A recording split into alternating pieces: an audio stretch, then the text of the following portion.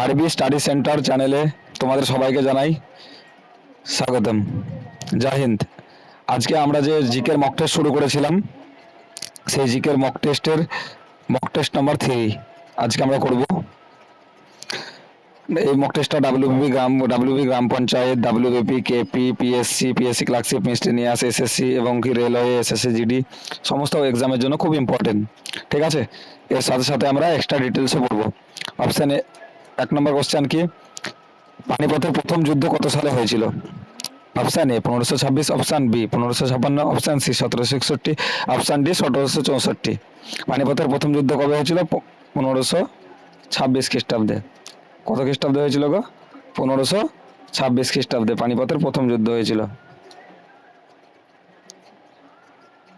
পানিপথের প্রথম যুদ্ধ হয়েছিল 1526 খ্রিস্টাব্দে। 1556 খ্রিস্টাব্দে কি হয়েছিল? পানিপথের দ্বিতীয় যুদ্ধ। 1761-তে কি হয়েছিল গো? পানিপথের তৃতীয় যুদ্ধ। আর 1764-তে বক্সারের যুদ্ধ। ঠিক আছে, তাহলে পানিপথের প্রথম যুদ্ধে বাবর কামানের ব্যবহার করেছিল, বাবর রমি কৌশল ব্যবহার করেছিল। ঠিক আছে, এরপরে লোদি বংশ প্রতিষ্ঠিত হয়। লোদি বংশকে শেষ করে মুঘল বংশ প্রতিষ্ঠিত হয়। ভারতের সংবিধানের কবে গৃহীত হয়? 26শে জানুয়ারি 1950, 26শে নভেম্বর 1949, 15ই আগস্ট 1947, না 26শে জানুয়ারি 1949। সংবিধান গ্রহণ যদি বলে তাহলে হবে 26শে নভেম্বর 1949, আর কার্যকরী বললে হবে 26শে নভেম্বর 1950। সংবিধানে মোট কতগুলো ধারা আছে? 395টি ধারা আছে। কতগুলো তফসিল আছে? 12টি তফসিল আছে। কতগুলো পার্ট আছে বা অধ্যায়? 25টি। এই সংবিধান লিখতে কতদিন টাইম লেগেছিল? 2 বছর 11 মাস 18 দিন টাইম লেগেছিল। ঠিক আছে, এই সংবিধান কে লিখেছিল হাতে? প্রেমবিহারী নারায়ণ রায়জাদা। প্রেমবিহারী নারায়ণ রায়জাদা। আরবিআই কত সালে প্রতিষ্ঠিত হয়? Option A 1934, option B 1935, option C 1947, option D 1949। তাহলে আরবিআই প্রতিষ্ঠিত হয় অপশন বি 1935-এ। 1947-এ কি হয়েছিল? ভারত স্বাধীন হয়েছিল। 1949-এ কি হয়েছিল? আমাদের সংবিধান গ্রহণ হয়েছিল 26শে নভেম্বর। 1934-এর অ্যাক্ট বা আইন অনুযায়ী 1935-এ আরবিআই গঠিত হয়েছিল। এর সদর দপ্তর কোথায়? রিজার্ভ ব্যাংক অফ ইন্ডিয়ার মুম্বাই।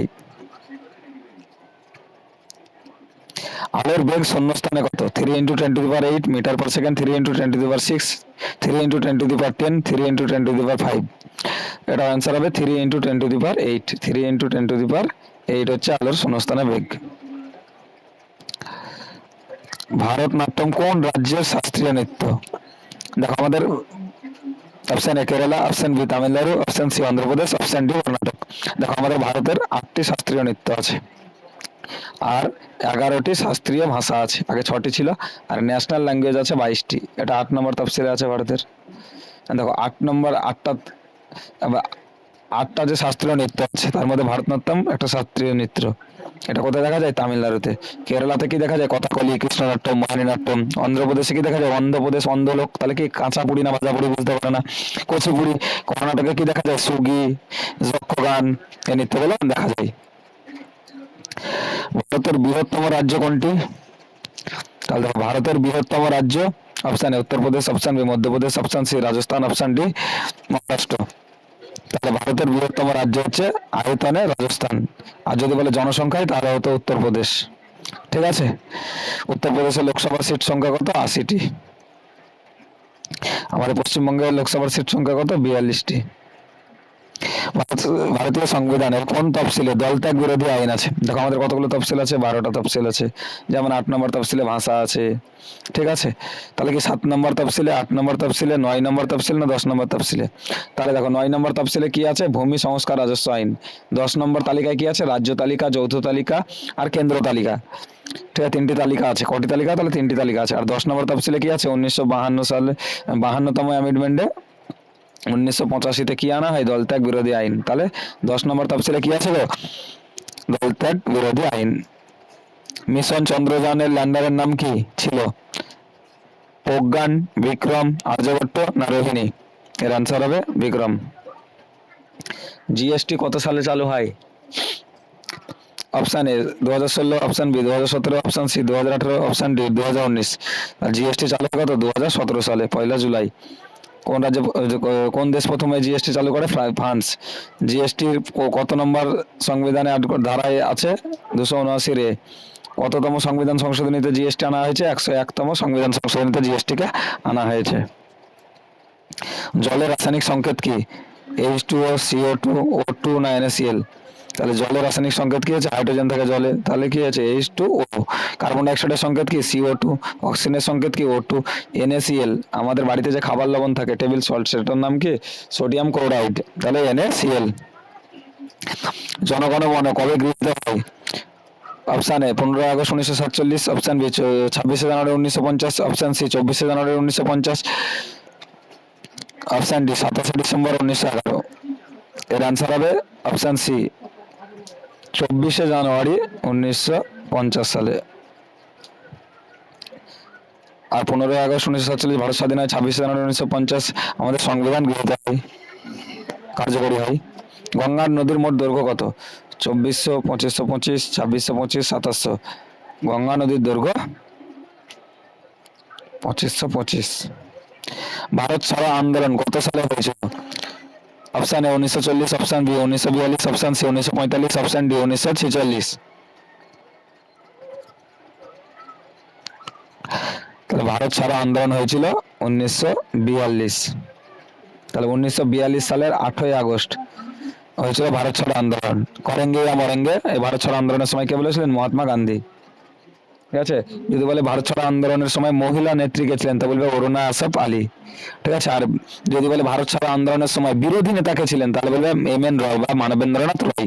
যে কোশ্চেন দুটো বললাম, ওই কোশ্চেন দুটো কিন্তু খুব ইম্পর্টেন্ট কোশ্চেন। 1945 সালে কি হয়েছিল গো? বলবে ক্যাবিনেট মিশন। কি হয়েছিল? ক্যাবিনেট মিশন হয়েছিল, ক্যাবিনেট মিশন। 1946 কি হয়েছিল গো? গণপরিষদ গঠন হয়েছিল। রাজ্যসভার সদস্যদের কার্যকাল কত বছর? অপশান এ 5 বছর, অপশান বি 6 বছর, অপশান সি 4 বছর, অপশান ডি 3 বছর। তাহলে রাজ্যসভার সদস্যদের কার্যকাল 6 বছর। কত? 6 বছর। যদি বলে লোকসভার ক বছর, তো 5 বছর। যদি বলে বিধানসভার 5 বছর। যদি বলে রাষ্ট্রপতির কার্যকালের মেয়াদ 5 বছর, উপরাষ্ট্রপতি 5 বছর, রাজ্যপাল 5 বছর, উপরাজ্যপাল 5 বছর, প্রধানমন্ত্রী 5 বছর, মুখ্যমন্ত্রী 5 বছর। ঠিক আছে। শুধু রাজ্যসভায় 6 বছর। হ্যাঁ। আর ক্যাগের 6 ও 65 বছর, আর নির্বাচন কমিশনারের 6 বছর। নীতি আয়োগ কবে গঠিত হয়? জানুয়ারি 2014, 1 জানুয়ারি 2015, 1 জানুয়ারি 2016, 1 জানুয়ারি 2017। তাহলে নীতি আয়োগ গঠিত হয়েছিল কবে? 1 জানুয়ারি 2015। বলি যদি বলে নীতি আয়োগের প্রধান চেয়ারম্যান কে হয়, তাহলে বলবে প্রাইম মিনিস্টার, প্রধানমন্ত্রী হয় এর চেয়ারম্যান। ঠিক আছে। এই নীতি আয়োগের আগে কি ছিল আমাদের? পঞ্চবার্ষিকী পরিকল্পনা, তারপর এটাকে কি আনা হয়? নীতি আয়োগ। তাহলে চেয়ারম্যানকে প্রধানমন্ত্রী। মানব দেহের বৃহত্তম অঙ্গ কোনটি? অপশান এ যকৃৎ, অপশান বি মস্তিষ্ক, অপশান সি ত্বক, অপশান ডি ফুসফুস। তাহলে বৃহত্তম অঙ্গ বলেছে, তাহলে বৃহত্তম অঙ্গ হলে কি হবে? ত্বক বা স্কিন। তাহলে বৃহত্তম অঙ্গ কি? ত্বক। যদি বলতো বৃহত্তম গ্রন্থি, বৃহত্তম গ্রন্থি, তাহলে কত কি? যকৃৎ, লিভার। ঠিক আছে। মস্তিষ্কের আবরণীর নাম কি? মেনিনজেস। ফুসফুসের আবরণীর নাম কি? প্লুরা। ভারত রত্ন কত সালে চালু হয়? Option A 1952, option B 1954, option C 1956, option D 1960। তাহলে দেখো ভারত রত্ন চালু হয়েছিল 1954 সালে। কে কে পেয়েছিল? 3জন পেয়েছিল, মনে রাখবে। ডক্টর সর্বপল্লী রাধাকৃষ্ণন, চক্রবর্তী রাজা গোপালাচারী, আর একজন কে পেয়েছিল? তোমরা কমেন্ট করো। থর মরুভূমি কোন রাজ্যে অবস্থিত? Option A Gujarat, option B Rajasthan, option C Haryana, option D Punjab. দেখো মরুভূমি কোন রাজ্যে আছে? বালি, রাজস্থানে। তাহলে থর মরুভূমি রাজস্থানে।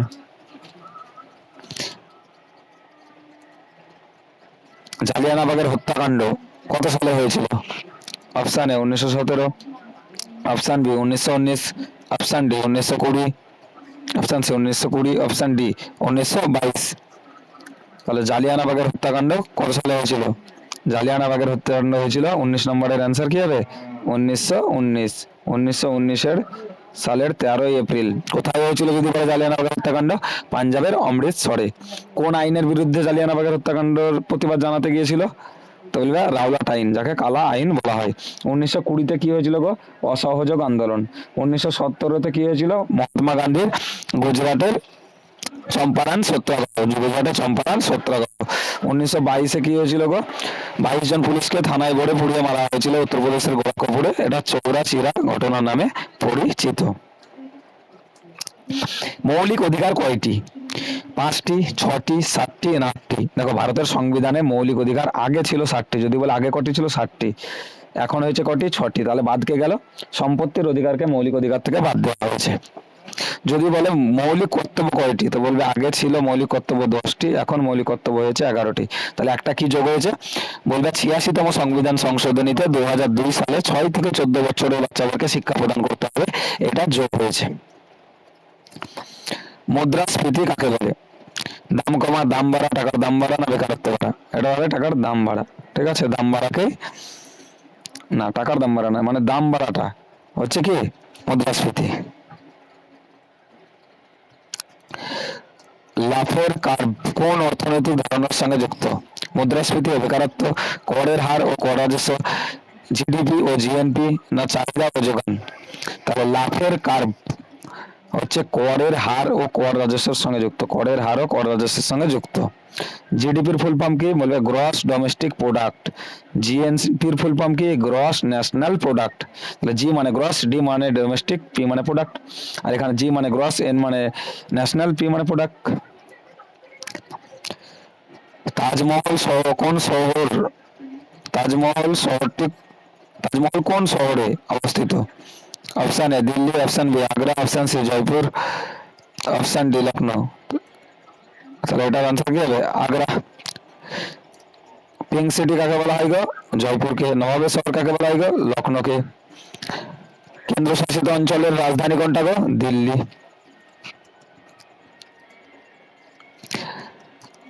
কর্কট কান্ট্রি রেখা ভারতের কয়টি রাজ্যের উপর দিয়ে গেছে?